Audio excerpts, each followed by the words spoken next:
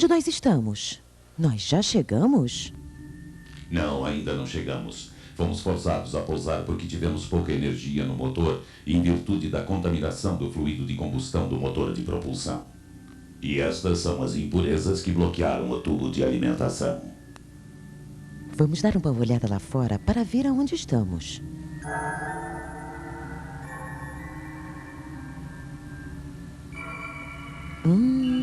Interessante. Estou vendo que aterrissamos em um lugar chamado Alfa Laval, no planeta Terra. Ok, já vimos o suficiente. Vamos limpar o fluido de propulsão e retornarmos ao espaço. Infelizmente não posso ajudá-la. Na espaçonave não temos equipamento com tecnologia para limpar o fluido de propulsão.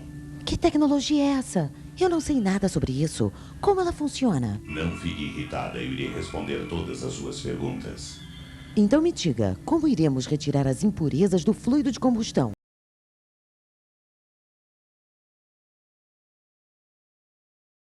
Gravidade. Nós realmente não sabemos o que é a gravidade, porém sabemos que ela existe. Se colocar uma gravidade, nós realmente não sabemos o que é a gravidade, porém sabemos que ela existe. Se colocarmos água suja em um recipiente e a deixarmos por algumas horas, irá iniciar-se um processo de separação. A água, parte mais leve, ficará na parte superior e a sujeira mais pesada ficará no fundo do recipiente. Olhe, isto realmente está acontecendo. Vejamos agora com os glóbulos azuis representando a água da fase leve e os glóbulos marrons representando a sujeira na fase pesada. Quando os glóbulos marrons estiverem sedimentados no fundo do recipiente, teremos a separação completada. Este sistema é chamado de tanque de sedimentação. A água limpa poderá ser coletada, inclinando-se o recipiente cuidadosamente para escoá-la. Existem dois parâmetros que influenciam a eficiência da separação: tempo de separação, gravidade ou a melhor aceleração da gravidade. O tempo necessário para a separação se completar eficientemente depende de dois outros fatores: a velocidade de sedimentação da partícula, distância que a partícula pesada deverá percorrer. Isto é muito bom.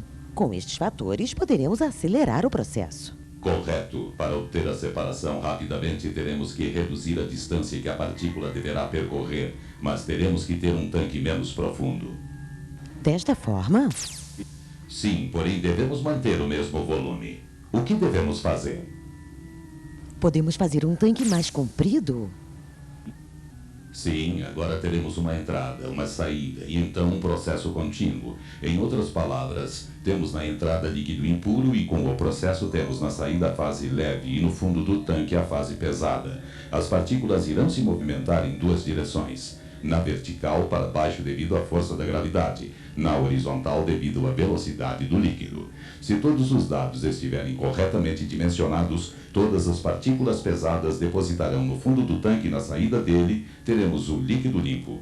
Então, se não aumentarmos a vazão de entrada, que tipo de problemas você acha que teremos?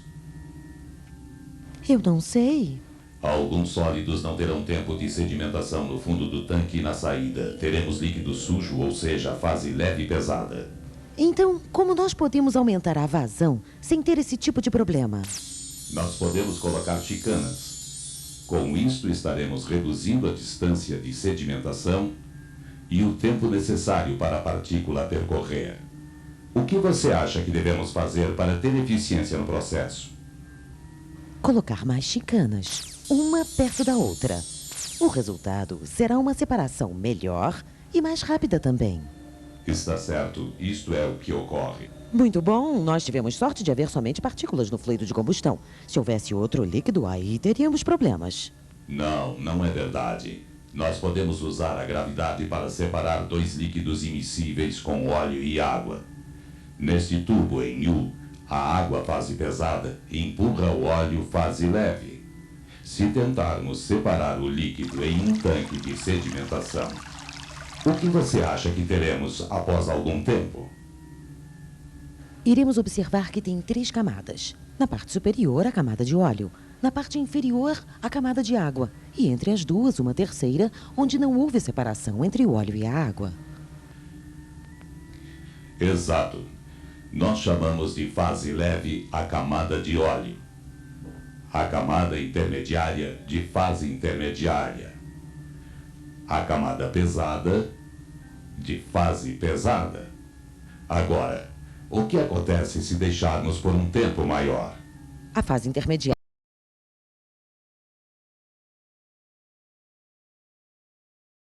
No caso de separação entre o sólido e a água, como você acha que poderíamos ter um processo com vazão constante de líquidos?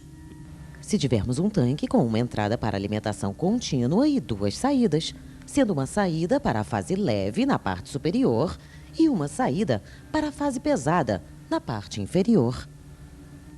Exato. Mas como podemos balancear o sistema para termos a fase intermediária onde queremos? Será que podemos criar pressão na saída da fase pesada? Sim. Isto nós chamamos de princípio de tubo em U. Agora podemos separar dois líquidos de densidades diferentes, como água e óleo, continuamente. O líquido contaminado entra no tanque e, depois de passar pela primeira chicana, inicia-se o processo de separação. A fase leve é a saída superior do tanque e a fase pesada é a saída inferior. Muito bem, mas como melhorar o tanque e ter um sistema que possa ser usado com líquido de densidades diferentes? Nós podemos ajustar a altura da saída da fase pesada para cima ou para baixo, com uma placa de represamento. Exatamente, mas o que acontece quando a placa estiver muito baixa? A posição da fase intermediária movimenta-se para baixo, havendo o risco da fase leve escapar pela fase pesada. E se for muito alta? O oposto, ou seja, a fase pesada poderá escapar na fase leve. Muito bom. Agora vamos voltar e verificar como representar tudo isto matematicamente. Nós chamamos a velocidade de sedimentação da partícula pesada de V. S, densidade da fase pesada. S1, densidade da fase leve. Nós chamamos o diâmetro da partícula pesada de T. E de G, a aceleração da gravidade. E de U, a viscosidade da fase leve. Esta é a aparência da fórmula. Isto é muito bom, mas tem algo que podemos mudar para aumentar a aceleração da sedimentação? Podemos aumentar o tamanho da partícula? Algumas vezes, mas muito pouco. E as densidades? Não, nestas não. E a respeito da viscosidade da fase leve? Bem, aquecer o óleo poderá torná-lo mais fino. Desculpe, não podemos mudar, senão teremos problemas. E a respeito do G? A aceleração da gravidade, sim, mas você pode mudar o G por força centrífuga. Então estaremos multiplicando o G por milhares de vezes. Você pode mesmo? Sim, esta fórmula é chamada de lei de Stokes. Virando o tanque de processo e fazendo girar através de um eixo, a força centrífuga entra no lugar da aceleração da gravidade. Agora temos o rotor da separadora centrífuga girando aproximadamente 5.000 rotações por minuto. Muito bom. Mas olhe, se a vazão aumentar, algumas partículas da fase leve escaparão na fase pesada. Como podemos ter uma fase pesada limpa, capturar as partículas leves e ainda controlar a fase intermediária? Você se lembra da placa de represamento? Como você acha que podemos adaptá-la? No tanque tínhamos uma placa. No rotor agora teremos um anel. Exatamente. Isto nós chamamos de disco de gravidade. É um anel de obstrução para controlar a posição da fase intermediária. O disco com diâmetro interno menor muda a fase intermediária para o centro. O diâmetro maior faz a fase intermediária mudar para o sentido contrário. O que acontecerá se eu aumentar a vazão de alimentação? Não haverá tempo suficiente para a separação e uma grande porção de óleo irá para a água. Nós teremos o mesmo problema anterior e, para solucioná-lo, colocaremos chincanas no tanque. Você lembra? Podemos adaptar este princípio no rotor? Sim, colocando discos cilíndricos internamente no rotor, teremos uma melhora na eficiência de separação. Uma outra pergunta para você. O que acontece com as partículas perto do centro de rotação? A força centrífuga terá menor eficiência, não terá? Sim, terá. Para compensar isto, teremos que mudar a configuração do cilindro.